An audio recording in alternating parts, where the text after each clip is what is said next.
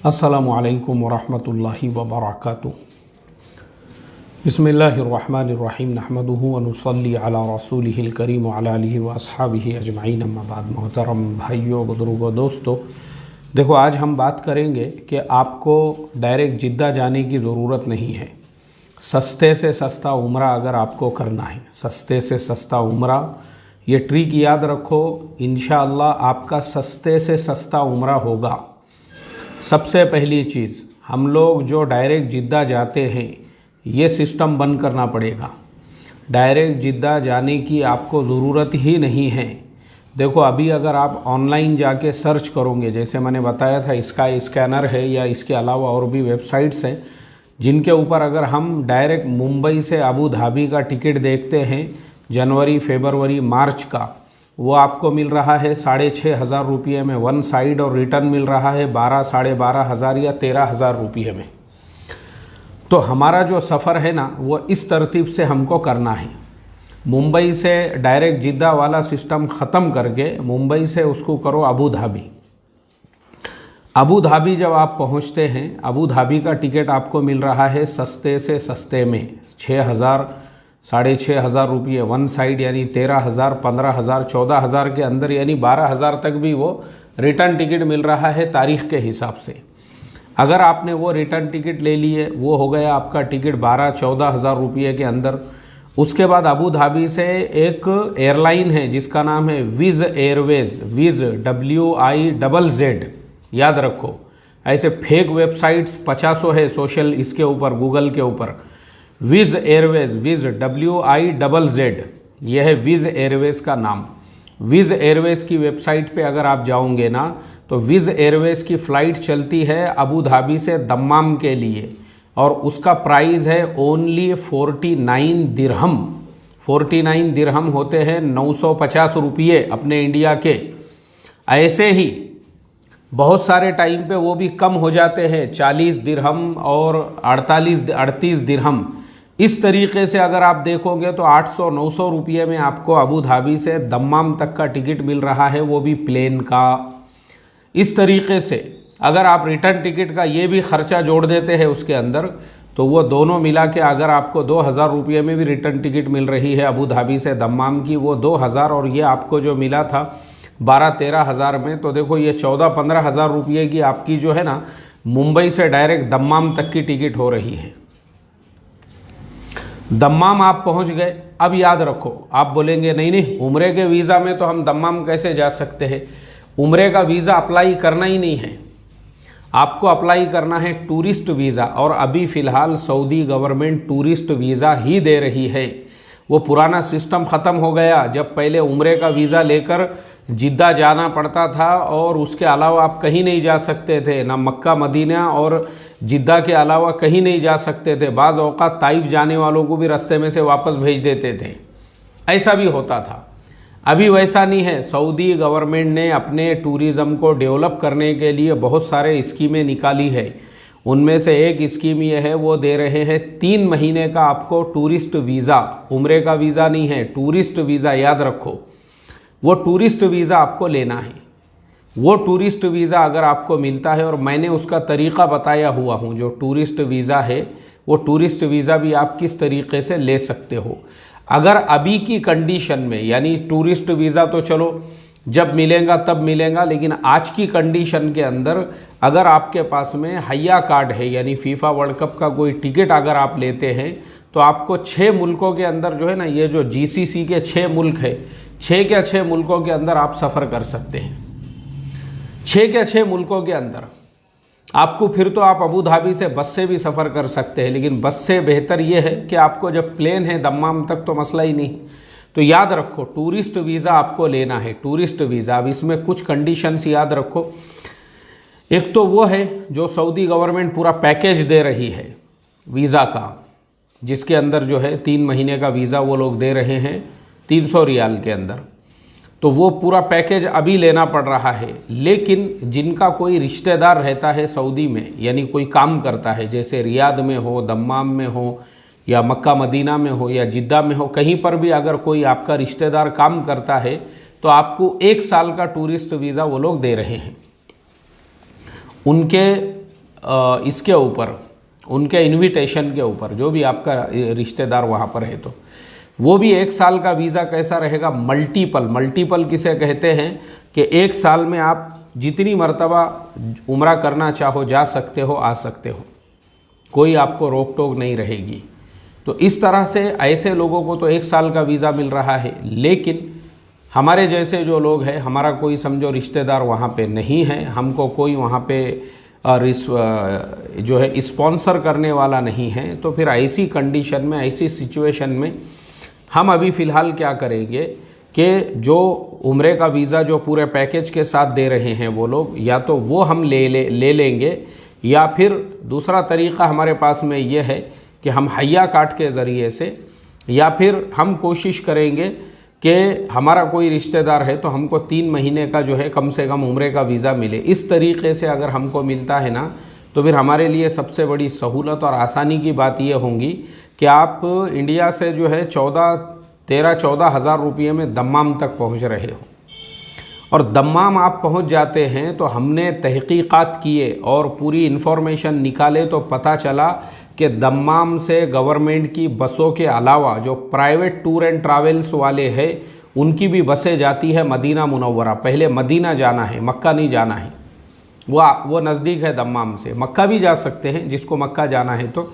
लेकिन अगर सफ़र की थकावट के हिसाब से मैं बता रहा हूँ, दम्माम से टूर एंड ट्रैवल्स की बसें चलती है, आप सीधा मदीना मुनव्वरा पहुँचो, वहाँ पे आप आराम कर सकते हैं। मैंने जैसा आपको तरीक़ा बताया, होटल booking.com पे आपको करना है। सस्ते से सस्ती होटल आज की तारीख़ में भी, अभी मैं थोड़ी देर पहले ही देखते बैठा था, मदीना मुनव्वरा के अंदर 40 रियाल में 6 लोगों की होटल मिल रही है, 6 लोगों का कमरा। 40 रियाल होते हैं सिर्फ 800 रुपये। आज भी, आज की तारीख़ में, आज क्या तारीख़ है, 8 नवंबर 2022 को मैं ये वीडियो रिकॉर्ड कर रहा हूँ। आज की तारीख़ में भी अगर देखेंगे, सिर्फ 40 रियाल में आपको 6 लोगों के लिए 800 रुपये में रूम मिल रहा है। यानी आप सोच सकते हैं एक आदमी का ख़र्चा 150 रुपये से भी कम है। 6 बेड है उसके अंदर, एक कमरे के अंदर लगे हुए मदीना मुनव्वरा के अंदर। तो अगर आप वैसा कमरा भी करते हैं अपने लिए 40 रियाल वाला, और 10 दिन भी अगर आप मदीना में रहते हैं, तो 10 दिनों का आपका खाली होटल का जो ख़र्चा है वो हो रहा है 400 रियाल। 400 रियाल यानी 8,000 रुपये हो रहे हैं आपके 10 दिनों के। कितने लोगों के? 6 लोगों के। 6 लोगों के साथ में आप रह सकते हैं। यानी एक आदमी को 10 दिनों तक रहने का ख़र्चा सिर्फ 1500 रुपये आ रहा है।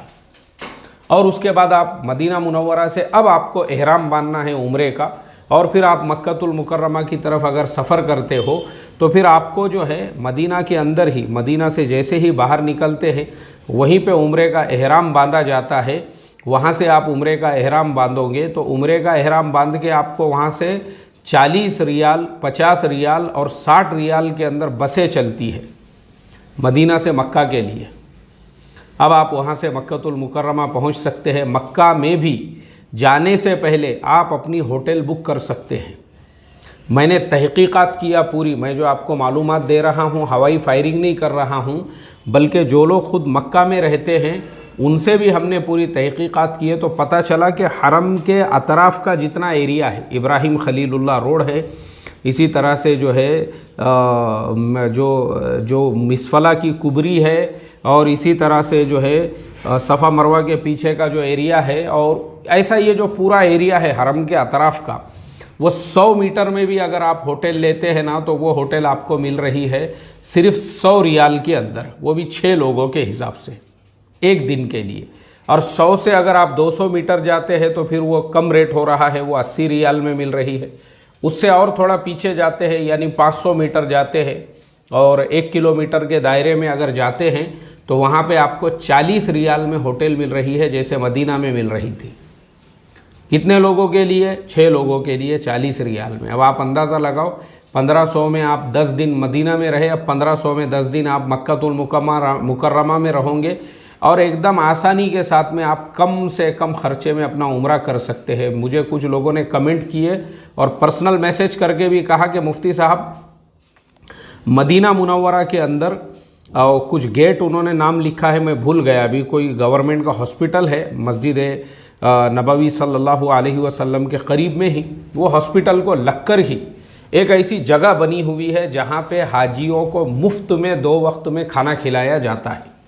आपको खाना खरीदने की भी ज़रूरत नहीं है। अगर आपके पास बजट कम है ना, 2 वक्त वो भी पेट भर के हाजियों को मुफ्त में, खजूरें वगैरह तो ऐसी आम तौर पे तकसीम होती है वहाँ पे, थम्स अप के कैन और पेप्सी और कोका कोला के जो कैन है ना, वो तो ऐसे आपके पास इतने जमा हो जाएंगे कि वह आपको आते टाइम पे वहाँ पे आप खुद सोचेंगे। क्योंकि मैं खुद ऐसे कई हाजियों की मैंने ऐसे दावत खाया हूँ जिनसे यहाँ इंडिया में, जिनसे मैं मिलने को 15 दिन के बाद गया, वो हज से आने के बाद, तो पता चला कि उन्होंने वहाँ से इतनी बड़े जो है ना, कम से कम जो है 200-500 ऐसे पूरे कैन जमा करके लेकर आ गए थे वहाँ से पेप्सी कोका कोला के। तो उन्होंने पेश किए, लीजिए ये है पेप्सी का कैन, हमने मदीना से लेकर आए थे। मैं बोला यार तुमको आके तो 15 दिन हो गए। बोले 15 दिन मगर ख़त्म ही नहीं हो रहे, वहाँ इतने बांट रहे थे। बोले वहाँ पे पेप्सी कोका कोला शरबत और उसके अलावा जो है मैंगो जूस, संतरे के जूस और पता नहीं क्या क्या ड्राई फ्रूट्स और खजूर इतना भर के लेकर आ गए उन्होंने। तो ऐसे आपको जो है ना वहाँ पे ये सब चीज़ें तो मुफ्त में मिलेंगी और खाना तो 2 टाइम।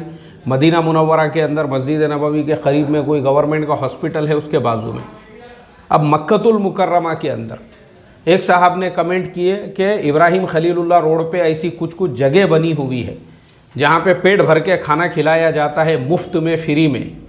अच्छा, अगर आपको मुफ्त फ्री में नहीं भी खाना है तो आप जो है ना वहाँ पे बहुत सारे लोग जो हमारे इंडिया, पाकिस्तान, बांग्लादेश ऐसे मुल्कों से जो वहाँ गए और वहाँ जाके वो करोड़पति बन गए। वहाँ पे खाली हमारे मुल्कों के लोग सिर्फ ड्राइविंग नहीं करते हैं, बहुत सारे लोग ऐसे भी हैं, जैसे आपने देखे होंगे बिन दाऊद मॉल बोल के हरम के सामने, और उसकी चेन जो है पूरे सऊदी अरबिया में है।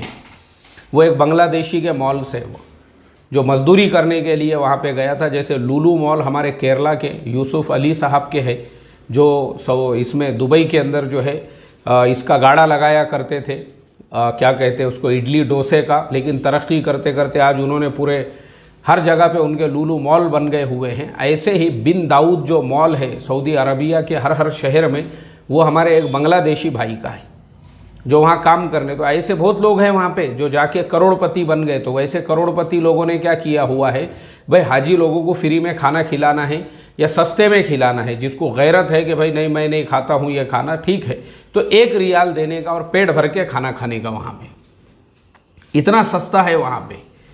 तो इसके लिए ये तरतीब से आप उम्रा करो, मुंबई से अबू धाबी से दम्माम प्लेन से। और क्योंकि यूएई का वीज़ा लेने की ज़रूरत नहीं है आपको, क्योंकि आप यूएई में उतर ही नहीं रहे हो। और दम्माम पहुंचने के बाद फिर दम्माम से आप जो है बाय बस, क्योंकि आपके पास जो टूरिस्ट वीज़ा है तो सऊदी के किसी भी एयरपोर्ट पे आप लैंड कर सकते हैं, आपको जिद्दा जाने की ज़रूरत नहीं। तो 13-14 हज़ार में दम्माम तक, फिर वहाँ से 1000 रुपये में मदीना तक, और फिर जो है मक्कतुल मुकर्रमा। और इस तरह से आप जो है 10-10 दिन यानी 20 दिन आप रह सकते। 3 महीने का है वीज़ा तो आप 3 महीने भी रह सकते हैं वहाँ पे। 1 महीना मक्का में, 1 महीना मदीना में, फिर 1 महीने में आप जो है ताइफ है, और इसी तरह से दूसरे जो शहर है तबूक है, खैबर है, और पूरा सऊदी अरबिया घूम सकते हैं आप। वहाँ पे सफ़र कर सकते हैं, बिल्कुल आपको कुछ प्रॉब्लम नहीं है। इस तरीक़े से अपने उम्रे की तरतीब बनाइए। और आखिरी में डिस्क्लेमर दे दूं, देखो मेरा काम है सिर्फ आपकी रहबरी करना। मेहरबानी करके मुझे फ़ोन या मैसेज बिल्कुल ना किया जाए कि आप हमारे वीज़ा की प्रोसेस करो या आप हमारे टिकट की प्रोसेस करो। हमारा काम है आपको बताना, वो आपको करना है, वो आपको करना है। अगर आप हमको इस किस्म का कोई फ़ोन करोगे, हम इमीडिएटली उसको ब्लॉक कर देते हैं और व्हाट्सएप पे मैसेज भी करोगे, क्योंकि हमारे पास ऐसी कोई सर्विसेज नहीं है, हम कोई टूर एंड ट्रैवल्स नहीं चलाते हैं। ये सिर्फ हम आपकी हमदर्दी में हम चाहते हैं कि हर गरीब से गरीब आदमी इस तरीक़े से उम्रा करे। आपकी मोहब्बत, आपकी हमदर्दी में हम ये इन्फॉर्मेशन और मालूमात आपको हमारे चैनल पे अपलोड करके दे रहे हैं।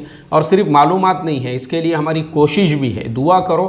कल या परसों मेरा दिल्ली का सफ़र है, जो मैंने कहा था कि फॉरेन अफेयर्स मिनिस्ट्री के अंदर हम जो है एप्लीकेशन देने वाले हैं, उसके लिए भी मेरा सफ़र होने वाला है, ताकि हम इंडियंस को भी ऑनलाइन वीज़ा, जब वो मिल जाएगा ना हमको ऑनलाइन वीज़ा, हम भी ऑनलाइन वीज़ा सिर्फ 300 रियाल में हमको 3 महीने का वीज़ा मिलेगा।